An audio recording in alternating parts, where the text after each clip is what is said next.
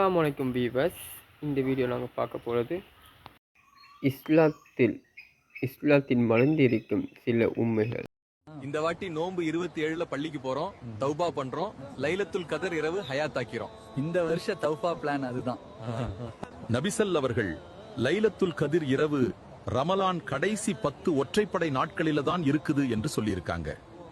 அந்த புனித இரவை இறைவன் மறைத்து வைத்திருக்கிறான். நபிஸ்கல் அவர்களுக்கு அறிவித்து கொடுக்கவில்லை. பிற்காலத்தில் வந்தவர்கள் உருவாக்கிய ஃபித்தத் தான் இந்த 27 கொண்டாட்டம். 27 தான் லைலத்துல் கத்ருடைய இரவு என்று நம்பி உண்மையான லைலத்துல் கத்ர் இரவை வீணடித்து மறுமை வாழ்க்கையை நஷ்டப்படுத்திக் கொண்டிருக்கிறார்கள். 1000 வருடங்களை விட அதிக நன்மை செய்த பாக்கியம் கிடைக்கும் இரவு இறுதி 10 ஒற்றைப்படை நாள்களில் உள்ளதாக இறைத்தூதர் சொல்லிவிட்டார்கள். 27 அல்லது நபிகளாரின் ஹதீஸ். அல்லாஹ் நாடினால் யாருடைய பணத்தை யாரு கையில் வேண்டுமானாலும் அல்லாஹ் அழுத்தி கொடுப்பான். பொருளாதாரத்தை தருவது அல்லாஹ்வுடைய கையிலே தான் இருக்கிறது. இரவு பகலாக உழைக்கிற மக்களுடைய கையில் பொருளாதாரம் இல்லை.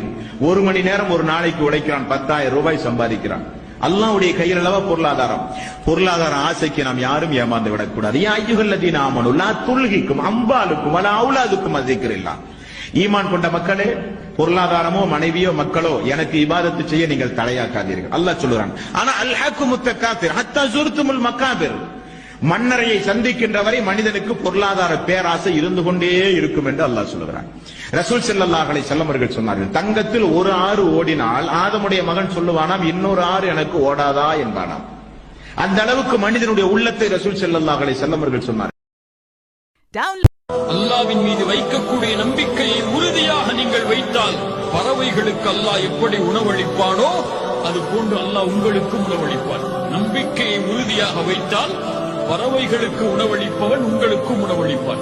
ஒரு உயிரினத்திற்கு உணவளிப்பவன் உங்களை மறக்க மாட்டான், உங்களுக்கு உணவளிப்பான். தொழுகாமையே தொழுத நன்மையா? அது எப்படி?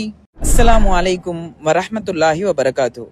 ரசுல்லாவுடைய காலகட்டத்துல இசா தொழுகைக்காக மக்கள்லாம் பள்ளிவாசல்ல காத்திருக்காங்க. அப்ப ரசுல்லா பாதி இரவு வர தாமதிச்சு இசா தொழுகையை நடத்திருக்காங்க.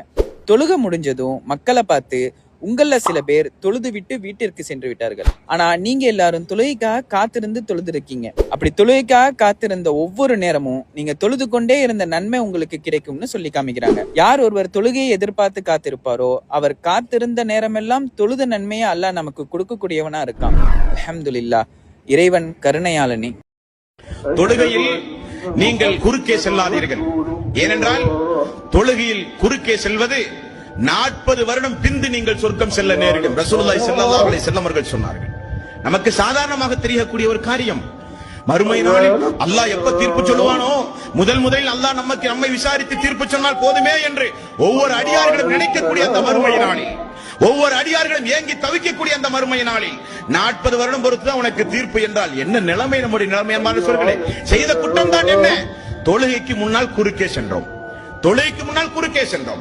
ரசூலுல்லாஹி ஸல்லல்லாஹு அலைஹி வஸல்லம் அவர்கள் சொன்னார்கள், தொழுகைக்கு முன்பாக யார் ஒருவர் குறுக்கே செல்கிறாரோ 40 வருடம் சொர்க்கம் செல்ல தாமதிக்கப்படுவார் என்று ரசூலுல்லாஹி ஸல்லல்லாஹு அலைஹி வஸல்லம் அவர்கள் சொன்னார்கள்.